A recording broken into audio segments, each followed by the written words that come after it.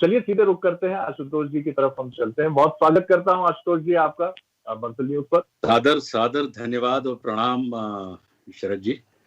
जी इतना जी, बहुत अद्भुत इतना अद्भुत आपने हमारा परिचय दिया है कि सच में हम खुद आनंदित हैं। निश्चित तौर पर। और अभी मैं कुछ दिन पहले देख रहा था आपके बड़े भैया के बारे में, आपके शब्दों को। मैं जी उनको भी बहुत हृदय से प्रणाम करते हुए कि ये, और इसके पहले आपके बाबूजी और वो जबलपुर के वो सारे अनुभव, जब आपको स्कूल जी में दाखिल वहाँ कराया गया था, तो ये एक परिवार की वंशावली है, एक परंपरा है जो आपके यहाँ चलती चली आई है, और ईश्वर करे कि ये इसी तरह आगे चलती चले। सबसे पहले तो मैं कोरोना काल से ही शुरू करूंगा, फिर आपकी पुस्तक पर जरूर बात करूंगा। जी ये पीरियड आपने कैसे देखा, और एक दार्शनिक, एक लेखक, एक विचारक की तरह भी आपने इस समय को देखा है। बहुत सारे लोग चिंता में डूबे, और अभी भी ये माना जा रहा है कि करीब करीब एक 20 से 22% लोग इस समय अवसाद में हैं। आप अवसाद के खिलाफ भी एक मुहिम छेड़ते हुए हमेशा सामने आते हैं। क्या कहेंगे लोगों से इस समय? कि हम और आप जगत से तो जुड़ जाते हैं, हाँ, लेकिन जगत से जुड़ने की अपेक्षा हम स्वयं से ही कट जाते हैं। जी तो जब तक हम स्वयं से नहीं जुड़ेंगे, स्वयं से हमारी स्वयं की मित्रता नहीं होगी, तब तक हम जगत के भी मित्र नहीं हो पाएंगे। तो मेरा ये हाँ, मानना है कि हमारी भागती दौड़ती हुई जिंदगी में कहीं एक ठहराव आया। उस ठहराव के कारण हाँ, जिनसे अभी तक हम तन से भी दूर रहा करते थे, अपने हाँ, आप परिजनों से, अपने इष्ट मित्रों से, मन से भी हाँ, दूर रहा करते थे, तो हमारे तन और मन हाँ, इस आपदा के कारण एक जगह स्थिर हो गए, और हम और आप जो हैं वो आज की तारीख में अपने तन के भी करीब हैं, अपने मन के भी करीब हैं, अपने अनन्यों के भी करीब हैं, और सबसे बड़ी बात यह है कि हम आज की तारीख में स्वयं के बहुत करीब हो गए हैं। हमको और आपको विचार करने का, चिंतन करने का अवसर प्राप्त हुआ है, क्योंकि मेरा ये मानना है कि हाँ, ऐसे किसी भी कर्म का कोई महत्व नहीं है जिसके पीछे हाँ, विचार ना किया गया हो, और ऐसे किसी भी विचार की कोई उपयोगिता नहीं होती है जिसे कर्म में परिणत ना किया जाए।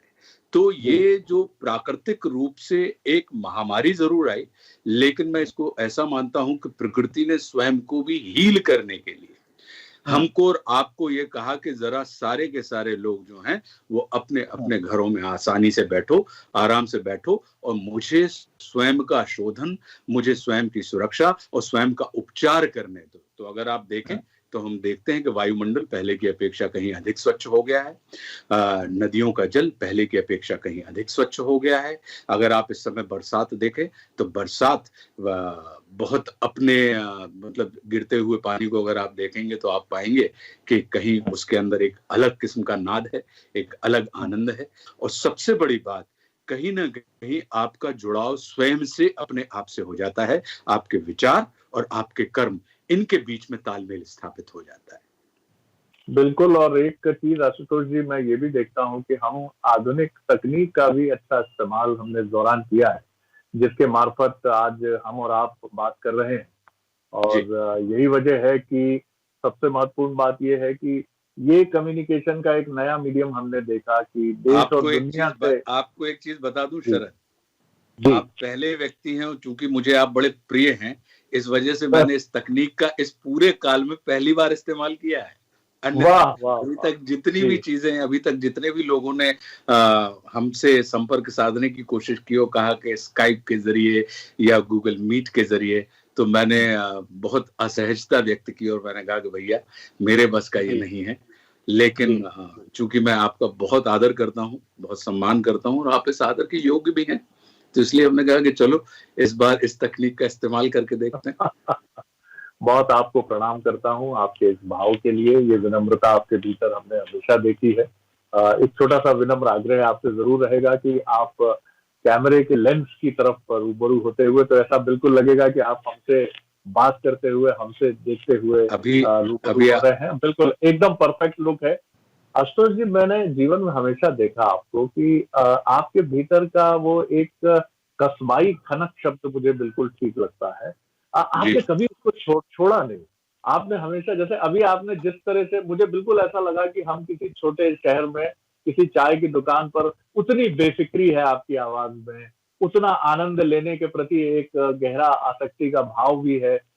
ये बड़ी मदद करता है जब चुनौतियां आती हैं, या जीवन में कोरोना जैसे पीरियड आते हैं या किसी भी तरह की चुनौती हो, इस पर एक छोटी टिप्पणी आपकी जरूर चाहूंगा। हम लोग बड़े होते चले जाते हैं और पीछे अपना अपना रहन सहन, अपना शहर, अपना परिवार, इन सब की चीजों को हम उस तरह से अपने साथ लेकर आगे नहीं बढ़ते हैं। देखिए, मैं मूलतः ग्रामीण भारत का व्यक्ति हूँ शरद, जैसा कि आप जानते हैं। और गाडरवारा जो हमारा गांव है, कस्बा, एक छोटा सा कस्बा, वहां का मैं रहने वाला हूँ। और चूंकि मेरे पिता जो हैं वो किसान हैं और हम लोगों को किसानी जो है वो विरासत में मिली है, तो हमने सिर्फ एक चीज जानी है कि अगर किसी भी वृक्ष को खड़े रहना है तो जो अपनी जड़ों से जुड़ा रहेगा वो अंधड़ में खड़ा रहेगा। तो हमारा यही मानना है, और हमारे जो परिवेश होते हैं ये हमारी अपनी जड़ें हैं। और जब आप जड़ों से जुड़े रहते हैं तो आपके अंदर ये आनंद, ये खनक या ये उत्साह और जीवन के प्रति जिजीविषा, जिसे हम और आप कहते हैं, या लड़ने की, प्रतिकूल परिस्थितियों को अनुकूल परिस्थितियों में बदलने का जो जज्बा होता है, ये बहुत मददगार साबित होता है। और इसमें हमारे जो परम पूज्य गुरुदेव दद्दा जी, जिनकी कृपा और जिनका सानिध्य मेरे ऊपर 36 वर्षों में इस वर्ष उनका देहावसान हो गया, लेकिन 36 वर्ष उनके संपर्क में रहा। तो उन्होंने मेरे अंदर, चूंकि वो अलग अलग शहरों में, अलग अलग गांवों में, बिल्कुल छोटे छोटे गांवों में भी यज्ञ कर दिया करते थे। तो इस कारण की पता लगा कि आप बंबई में हैं और फिर चौका जैसे एक बहुत छोटे से गांव में जाके उन्होंने आपको 10 दिन के लिए रुकवा दिया और आप वहां पर जाकर यज्ञ करने लगे। तो ये जो शहर और ग्राम, इसके बीच में जो भेद होता था, उन्होंने एक अभेद दृष्टि पैदा की। और इसलिए मुझे लगता है कि मुंबई जो है वो एक बड़ा गाडरवारा है और गाडरवारा जो है वो एक छोटा मुंबई है। तो इनके बीच में जो भेदाभेद की दृष्टि थी वो उन्होंने समाप्त कर दी। और मुझे लगता है कि ये परम पूज्य गुरुदेव की अनूठी अनुपम कृपा हमारे ऊपर रही कि जीवन को इस तरीके से देखने का और निर्वाह करने का मुझे अवसर प्राप्त हुआ। राम मर्यादा पुरुषोत्तम राम। और आपकी पुस्तक को जितना मैंने अभी तक पढ़ा है, आपने केकई जैसे पात्र को एक बड़ी, मतलब आपने उसमें लिखा है कि राम केकई से पूछकर वनगमन के लिए आगे बढ़े।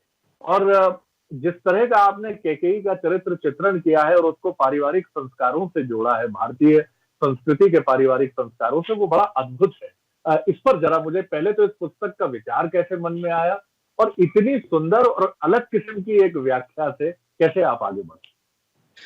देखिए, चूंकि हमारा जो गाडरवारा है और गाडरवारा में बचपन से ही मैं रामलीलाओं में संलग्न रहा करता था, रामलीला होती थी। तो और भारतवर्ष एक ऐसा है कि भारतवर्ष के प्रत्येक व्यक्ति ने या तो राम को पढ़ा है या राम के बारे में सुना है या रामलीलाएं की हैं। तो राम हमारे चित्त में भी हैं, चिंतन में भी हैं, चरित्र में भी हैं। इस दृष्टिकोण से देखा जाए, इतनी सभ्यताएं बनी शरद, हजारों साल का हमारा अपनी नागरिक सभ्यता है, लेकिन इसमें जब भी और विभिन्न किस्म की शासन प्रणालियां, प्रशासन प्रणालियां विभिन्न अवतारों और युग पुरुषों ने हमारे और आपके सामने दी, लेकिन इन तमाम शासन प्रणालियों के बाद भी जब भी कभी हम राम राज्य की बात करते हैं तो राम राज्य हमारी कल्पना के पहले पायदान पर उपस्थित होता है। वो हमारे लिए बड़ा अपेक्षित होता है और हमारे लिए बड़ा आनंद का विषय रहता है। तो मेरे मन में हमेशा से मर्यादा पुरुषोत्तम श्री राम के प्रति ये भाव रहा था कि कितने, और वो एक ऐसे विलक्षण नरावतार थे कि उनके जैसा पुत्र किसको नहीं चाहिए, उनके जैसा मित्र किसको नहीं चाहिए, उनके जैसा शासक किसको नहीं चाहिए, उनके जैसा पति जिसने मन कर्म वचन से सपने में भी किसी पर स्त्री के बारे में चिंतन नहीं किया, किसको नहीं चाहिए। यहां तक कि उनके जैसा गरिमापूर्ण और मर्यादित शत्रु किसे नहीं चाहिए। तो मुझे लगता है कि एक व्यक्ति के रूप में ये इतने विलक्षण थे, इतने अनूठे थे। तो उस कारण से ये जिज्ञासा पैदा हुई, उत्पन्न हुई। फिर मन में ये लगता था कि परमात्मा राम तो जो थे वो ईश्वर थे, तो ईश्वर के संपर्क में आने वाला व्यक्ति, ये कहा जाता है, रामचरितमानस में भी ये लिखा है कि पंगु चढ़े गिरिवर गहन, कि मतलब लंगड़ा आदमी भी यदि ईश्वर के संपर्क में आ जाए तो वो भी पहाड़ चढ़ जाता है। तो फिर मुझे ये जिज्ञासा पैदा होती थी कि फिर ऐसा कैसे हुआ कि एक शूर्पणखा नाम की एक स्त्री भगवान राम के पास आती है और वो उनके सामने प्रणय निवेदन करती है। और जबकि ये कहा जाता है कि ईश्वर के समक्ष यदि हम अपनी वासना को प्रस्तुत कर देते हैं सच्चे हृदय से, तो वो वासना भी उपासना में परिवर्तित हो जाती है। तो फिर ऐसा कैसे हो सकता है कि उनके संपर्क में आने वाली वो स्त्री को अंग भंग करके विरूपित कर दें? तो कहीं ऐसा तो नहीं कि परम पूज्य वाल्मीकि जी कुछ और कहना चाह रहे थे उपमा उपमेय अलंकार के माध्यम से, और हमने कुछ और समझ लिया और हमने उसको वास्तविक रूप से उस चीज के बारे में हमने लिखना पढ़ना और शुरू कर दिया। फिर मेरे मन में ये विचार आता था कि रावण ने अमृतत्व प्राप्त करने के लिए घनघोर तपस्या की, पहले ब्रह्मा जी की, क्योंकि वो जीवन दाता है। ब्रह्मा जी ने कहा कि भाई सब कुछ मैं तुमको दे सकता हूं रावण, लेकिन अमरता का वरदान तुम्हें नहीं दे सकता। फिर उन्होंने कहा महादेव शिव, देवों के देव देवादिदेव महादेव शिव से प्रार्थना की कि आप मुझे अमर कर दो। उन्होंने कहा कि मैं तुमको तीनों लोगों का ऐश्वर्य दे सकता हूं तुम्हें, लेकिन प्रकृति के नियम के विरुद्ध तुम्हें अमरता का वरदान नहीं दे सकता। फिर कथा ये आती है कि जब उनको अमरता का वरदान नहीं दिया गया, तो फिर रावण की नाभि में वो अमृत कुंड क्या कर रहा था? अगर अमृत कुंड है तो फिर व्यक्ति अमर है, लेकिन कथाएं ये कहती हैं कि उनको अमरता का वरदान नहीं दिया। तो मन में जिज्ञासा ये पैदा हुई कि वो कौन सा अमृत कुंड है, किस अमृत कुंड की बात परम पूज्य वाल्मीकि जी ने की है या परम पूज्य तुलसीदास जी ने की है, जिसको सोख कर, उस अमृत कुंड को सोख कर जो रावण की नाभि में प्रतिष्ठित था, उसको सोख कर परमात्मा श्री राम ने रावण का शमन किया, रावण का निदान किया और उसे मोक्ष की तरफ ले गए। तो मन में ये तमाम सवाल हमारे खड़े होते थे और मुझे लगता था कि इसके ऊपर वापस चिंतन होना चाहिए, क्योंकि वाल्मीकि, हम जितनी रामायण के ऊपर तक सैकड़ों टीकाएं हैं और विभिन्न लोगों ने रामायण के ऊपर और परमात्मा राम के चित्त चरित्र चिंतन के ऊपर विचार किया है, समय समय पे होता रहा है। और आज की तारीख में राम राज्य आपके सामने है और बस यही छोटे छोटे से कुछ सवाल थे और कुछ ये लगते रहे क्योंकि इन सब का मूल स्रोत तो वाल्मीकि जी की रामायण है। वाल्मीकि जी से ही होते होते हमें मानस भी मिली, हमें कंब भी मिली, ये तमाम चीजें हमारे पास आती रही। तो मुझे लगा कि वाल्मीकि जी ने राजा राम की कहानी लिखी है कि एक ऐसे राजा जो ईश्वर थे, और तुलसीदास जी ने परमात्मा राम की कहानी लिखी है कि एक ऐसे ईश्वर जो राजा थे। तो लेकिन अल्टीमेटली अगर देखा जाए तो नर से नारायण और नारायण से नर की जो प्रक्रिया है, जो हमारे और आपके सबके अंदर शिवत्व जो मौजूद होता है, कि अगर हम अपने चित्त चरित्र और चिंतन को, हमारे कर्म और वचनों को यदि एक रूपता संपादित कर लें, तो हमारे अंदर जो शिवत्व है, जो हमारे अंदर का जो शिव स्वरूप है, हमारे अंदर का जो नारायणत्व है, वो कहीं ना कहीं हमको नर होते हुए भी नारायण सदृश हमारी और आपकी स्थापना करेगा। बस इसीलिए राम राज्य का निर्माण हो गया। आपने कहा कि राम राज्य कोई शासन प्रणाली नहीं, वो एक उन्मुक्त निरपेक्ष सब समाज के पद दलित व्यक्तियों के प्रति झुकी हुई शासन की एक सर्वोत्तम प्रणाली है, और यही लोकतंत्र का मूल मंत्र है। हम सब यही ढूंढते हैं। ये विचार कैसे मन में जी आपने, मैं चाहता हूं कि जितना हृदयस्थ करके आपने राम राज्य को पढ़ा है, यदि राम राज्य हमारे देश के प्रत्येक व्यक्ति तक उसको पढ़ लें और पढ़ने के बाद अगर उसको खारिज करना हो, उसकी आलोचना करनी हो, उसे ठंडे बस्ते में डालना हो, भले ही डालें, लेकिन मेरा मन है कि एक बार राम राज्य को जिस तरह से आपने हृदयस्थ करके उसको पढ़ा हुआ है, मैं भी रिकमेंड करूंगा सर, बेशक रिकमेंड करूंगा। मैं अभिभूत हूं कि ये दृष्टि, क्योंकि किसी भी रचना को विशेषता पाठक प्रदान करता है। परमात्मा राम वन के मार्ग से होते हुए जन तक पहुंचे और इसीलिए आज वो हमारे मन में स्थापित हो गए हैं। अब वो जन जन के राम नहीं रहे हैं, वो हर मन के राम हो गए। बहुत सुंदर बात है, बहुत सुंदर बात है। और ये जन जन के राम हैं और अद्भुत है इनका व्यक्तित्व, अद्भुत है इनकी चेतना और अद्भुत है इनका स्पर्श। और आपको इस पुस्तक का ऐसा कौन सा प्रसंग है जो बड़ा प्रिय है, जिसको लिखते समय आप भी कुछ उसी अंतर्द्वंद से गुजरे, जिससे राम अपने जीवन में कई बार अनेक अवसरों पर गुजरे, क्योंकि पुस्तक लिखते समय आपको राम की भी संवेदना से आप जुड़े होंगे, आप लक्ष्मण से जुड़े होंगे, सुपर्णखा का चरित्र आपने बहुत अलग ढंग से आपने उसको व्याख्यायित किया है। सबसे महत्वपूर्ण बात आपने ये कही है उसमें कि ऐसा हो नहीं सकता। तो जिस तरह से आपने कहा है उस पुस्तक में कि सुपर्णखा एक स्वांग करके रावण के पास पहुंचती है और कहती है कि देखिए, मेरे नाक और कान काट दिए गए हैं। बहुत सुंदर आपने प्रसंगों को उठाया, लेकिन आपके मन को कौन सा प्रसंग है जो बहुत गहरे भीतर तक आपको छूता देखिए, जब राम राज्य लिखने की शुरुआत की हमने, तो मन में दो प्रसंग ऐसे थे। एक ऐसा प्रसंग, लंका विजय, है? जिसके कारण नर होते हुए राम नारायण के रूप में स्थापित हो गए। जी एक ऐसा व्यक्ति जी। जिसके 1 लाख पूत 1.25 लाख नाती हैं, जिसने हाँ, देवादिदेव महादेव को सिद्ध किया हुआ है, जिसने जी तीनों लोगों के ऊपर राज किया हुआ है, जो उस समय की विश्व की श्रेष्ठतम शक्ति था, उस व्यक्ति के विरुद्ध एक साधनहीन व्यक्ति ने महज अपनी साधना का आश्रय लेकर कैसे विजय प्राप्त की होगी। और चूंकि उन्होंने साधन संपन्नता के विरुद्ध एक साधनापूर्ण व्यक्ति ने जब युद्ध स्थापित किया, और बंदर भालुओं के साथ लेकर, मतलब वानर, वानर यानी बंदर नहीं, उनको हम ये जी कहेंगे कि वन में रहने वाले नर, जी।